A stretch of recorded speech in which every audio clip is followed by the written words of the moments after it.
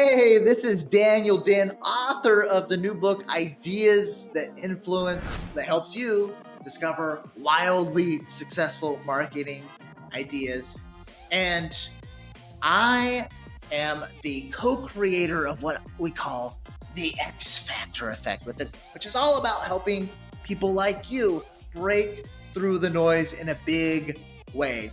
And in the episode that I did with Beate for the Business Growth Architect Show, I will reveal secret 7 elements for wildly successful marketing messages that break through the noise, which is super important in 2024 because we're all exposed to way too many ads and marketing messages. But with these 7 elements, I guarantee that your marketing message is going to pack a much bigger punch. Go there and listen to the full show now. And hello, fabulous person. Beate Gillette here. I am the host of the Business Growth Architect Show, and I want to welcome you to today's episode where we discuss how to navigate strategy and spirituality to achieve time and financial freedom. Truly successful people have learned how to master both, a clear intention and a strategy to execute that in a spiritual practice that will help them to stay in alignment and on purpose. Please enjoy the show and listen to what our guest today has to say about this very topic. Welcome back, everyone. This is Beate, your host for the Business Growth Architect Show. Today, we're talking about marketing and how to stand out, exactly how to figure out what is an X factor, how you can get an X factor, and how can you be so memorable that all your prospects and clients remember you 24/7. And with me, the person who's going to answer all these questions and tell you how to is Daniel Den, who is a rainmaker. Daniel, I'm so excited to have you on the show. Welcome. Woo! Thank you so much, Beate. And Beate Gillette, you as well are a rainmaker. I know that you are going to have lots of really cool things to share with this because you are all about helping people with their brand messaging and differentiating as well. People call it all kinds of things, and I'd love to hear what you call it, but we call it authority platform building. We call it the differentiation factor. We call it the unapologetic value proposition, the USP or UVP, because we feel unless you give people a reason to remember you, they just won't. So Daniel, for somebody who's not familiar with you, what you do or your work, tell them, what do you do? What problem do you solve for your clients? We call it the X Factor effect. That's our way of saying, yeah, you got to do things different. My short story is, so back in 2009, I hit a home run with the website. And I started on multiple days, I started making as much as $1,000 a day. And I was ready to start planning my retirement. I was like, yes, I did it. And long story short, after about 6 months, I had one copycat competitor who completely ripped off my website. And that one turned into 2, that turned into 5, that turned into 10. When all was said and done, I estimate I had close to 100 or maybe more people who pretty much completely ripped off my winning website. It was a website that helped sell car insurance, and it worked like gangbusters. But people just copied it. And so I started going down this path of how do we differentiate to the point where we become uncopyable. And for the past 12 years, we have been helping over 20,000 students and clients differentiate their businesses to the point where they become uncopyable and they are able to position themselves as market leaders and category kings or category queens in their niche markets. I find this a really fascinating idea to say there is an X factor, right? We know it when we see it. You are saying that you can deliberately design an X factor. Now, you got to have to tell us more about that, because people oftentimes say things like this, right? Well, that's easy for you, Daniel. You just got it, right? We're creative people, and I've always been creative. And Mm-hmm. I just thought that everybody had this creative spark. Well, it just so happens to turn out that people don't. And for the people that don't, they need processes that help them differentiate and help them, or sometimes it's just uncover their X factors. Classic example comes from Listerine. I share this in the Ideas That Influence book that we'll get to maybe here in a few minutes. But the story of Listerine in the early 1900s, Listerine became Listerine because they started marketing that their mouthwash was the cure for what was known as halitosis. If you've heard the term halitosis, Listerine basically owned that word in the minds of consumers. It was a word that basically meant, the medical term for bad breath. And they found it in a journal one day, but nobody was talking about halitosis. So Listerine says, this is cool. Let's start to, put out advertisements that say that we are the cure for halitosis, AKA bad breath. And it got to the point that Listerine owned the positioning so much in the minds of their dream customers that they were the cure for bad breath, AKA halitosis, that when any other mouthwash company in the early 1900s would say that they also were the cure for bad breath, then what would happen would they would inadvertently start creating more sales for Listerine, because in the minds of the consumers, Listerine was the cure for bad breath. And so the whole point of this is, in the case of Listerine, Listerine already knew that they were helping people with bad breath. They just started marketing it as their USP before everybody else. And they did it so well that they solidified their positioning and became known as the cure for bad breath. So half the time, we're helping our clients simply uncover USPs that they can be sharing with their dream customers that help them close more sales and help more people be attracted to them inside of their business. Another great example is Kleenex. I mean, that's a tissue, a paper tissue, right? But people say, do you have a Kleenex? That's actually the brand name. So, Yeah. so every time you say, do you have a Kleenex?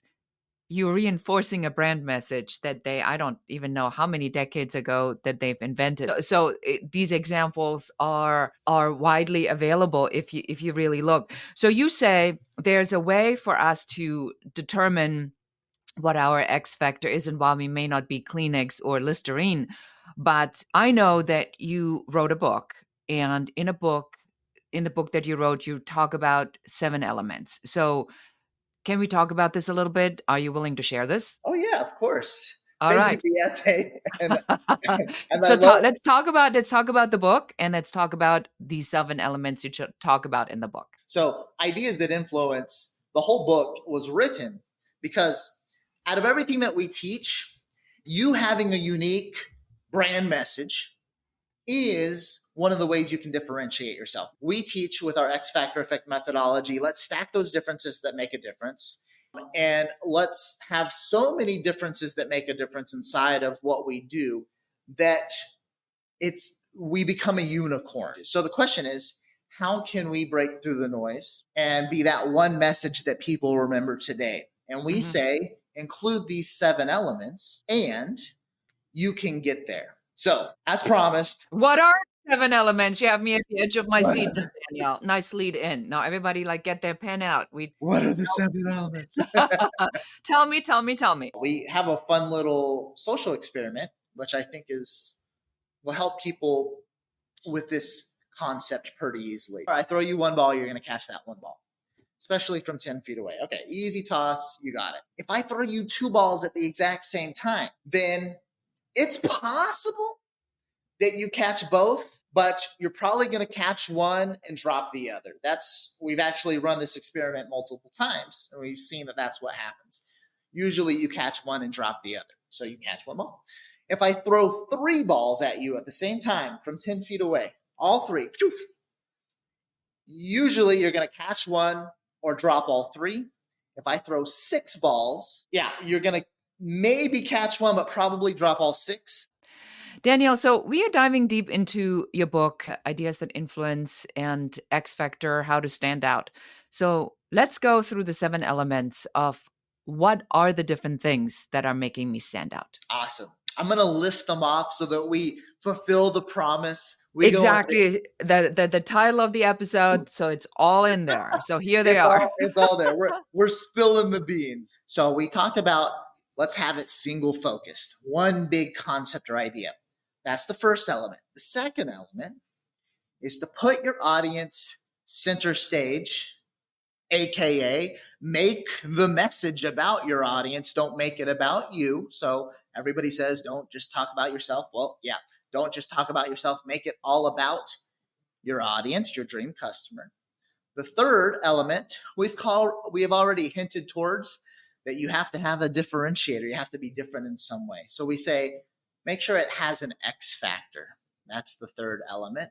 Something different, because people love things that are new and different. The fourth element evokes emotion. The best marketing messages evoke a lot of emotion. So make sure that marketing message, even if you have to do it through humor, hey, humor sells. Make it exciting like Red Bull, make it funny like Snickers, evoke emotion in some way, shape, or form. So that's the fourth element. Make sure it evokes emotion. The more emotion, the better. Fifth element, share a story. This all goes back to your brand messaging that Beate always talks about. So you got to share the story. Transformational stories is the big one that Beate says that she goes for. Perfect. Why is that so perfect? Just quick side note.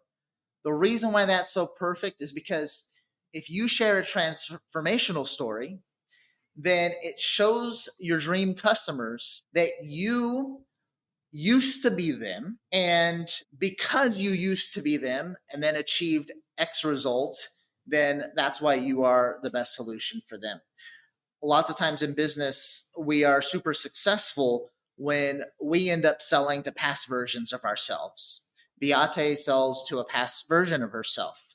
I sell to a past version of myself. People that used to be in my shoes, people that used to be in Beate's shoes.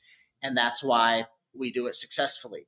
So that's why stories and transformational stories specifically are so strong for part of your marketing message. So that's the fifth element.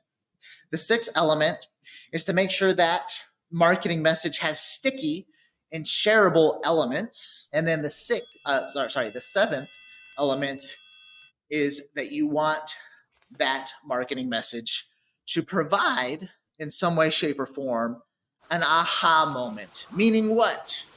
You want to connect those points in people's brains where they go, okay, now I see, now I understand.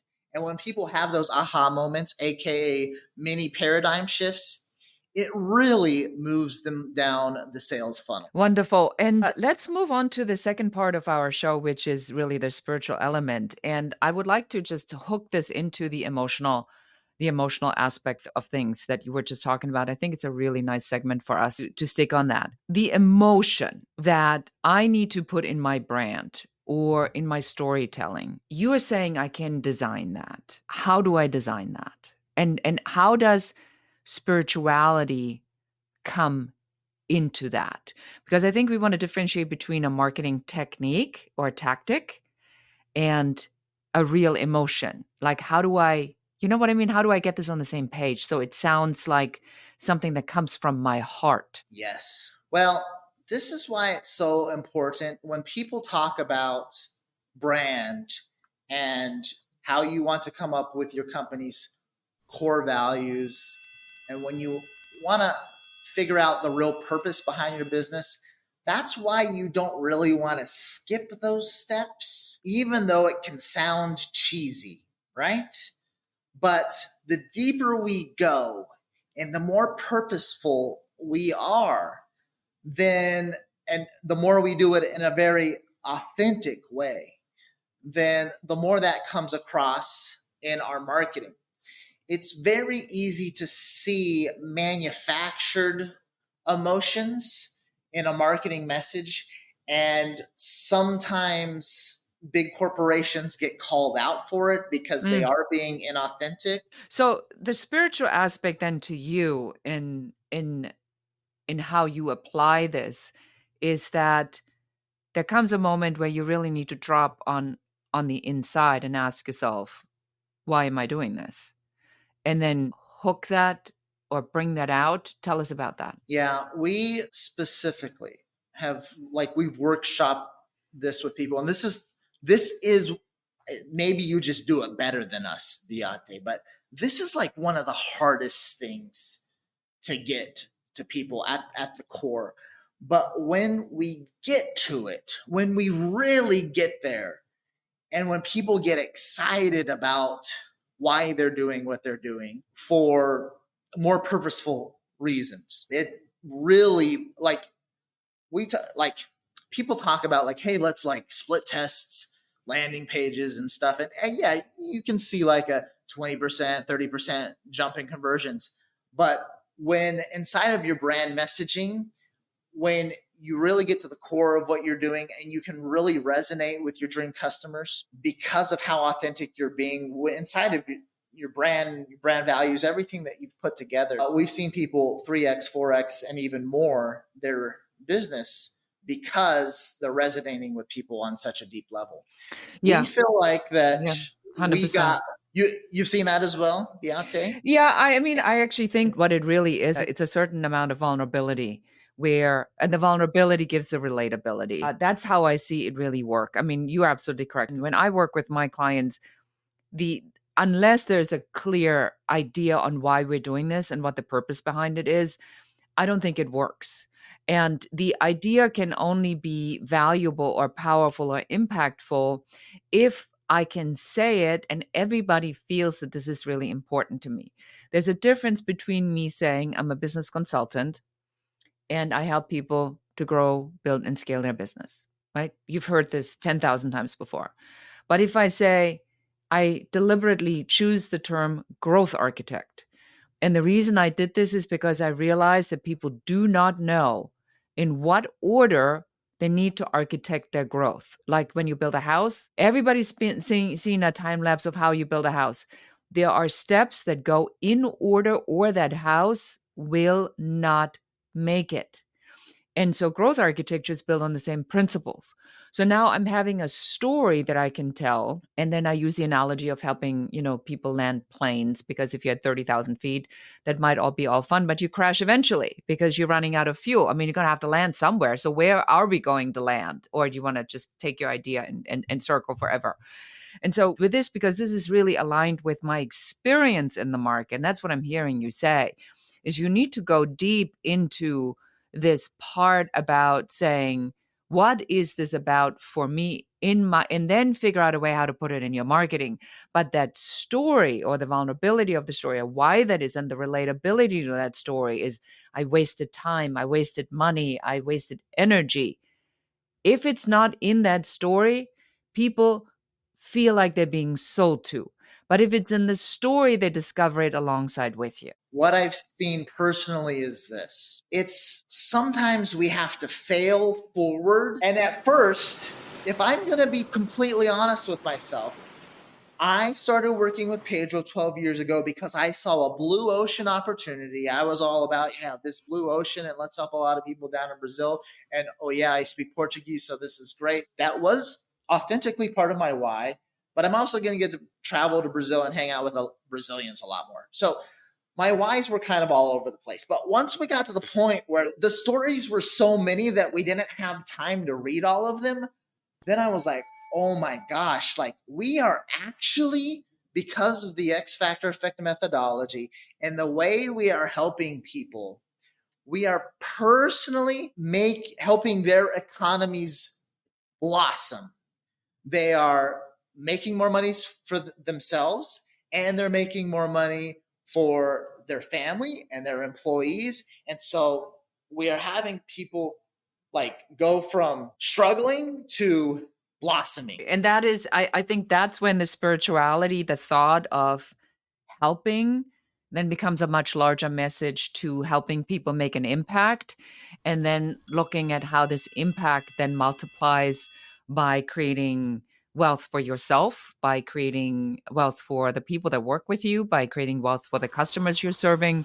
And then suddenly the thing that, you and I do, which is, I think, why we're so excited about this. And that's why we're here. And nobody pays us to be on this podcast. We do this because we like sharing ideas and bringing these conversations forward and bringing more people into our universe, is because when I get this thank you note, very much like you, and we see that we literally made this happen because of something we said or did, or a tactic or strategy or an idea or some thought that suddenly, boom, blew up. There really literally is nothing better to me that signifies the value you bring to the world as a marketer or as a consultant, because it is not about making the sale.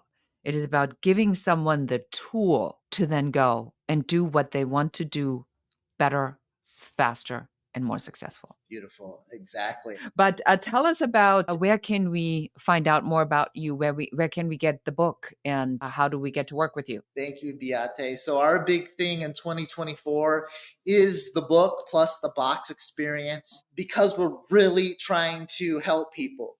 We give it away for free. We just ask you to pay shipping and handling. It costs us a lot more than the shipping and handling that we charge for the book plus the box experience. Helps you come up with big, bold, sticky, and wildly successful marketing ideas that break through the noise so that you can have an additional X factor inside of your business through your marketing message that helps you to become that market leader. Yes, thank you for that. And I do have the box. I did get the box and I opened it and I was very impressed. There are many fun little things in there that certainly will jolt your marketing brain into, oh, I can do that. Oh, that's not that easy. That's not that difficult to do. I could do something very easily. And for those of you who are seeing this online, you see that we have our own box up there. So when we work with clients, we ship them a box because we want that first impression to be a powerful impression. And I think that you're really teaching that very well with a box. If for nothing else, I really recommend everybody to go take advantage of this offer, see what something like this looks like, get to know about how Daniel can help you with that. And with that, that's it for us for today. I appreciate so much, Daniel, that you were here on the show and took us through some of your marketing ideas. Thank you so much. Thank you so much, Beate. You are amazing. Thank you. All right. And that's it for us for today. Now, if you know anybody who struggles a little bit with marketing or had these conversations about what do I do? How do I stand out? How do I find my differentiation factor? Please share this episode with one other person today that maybe needs to hear what we talked about today.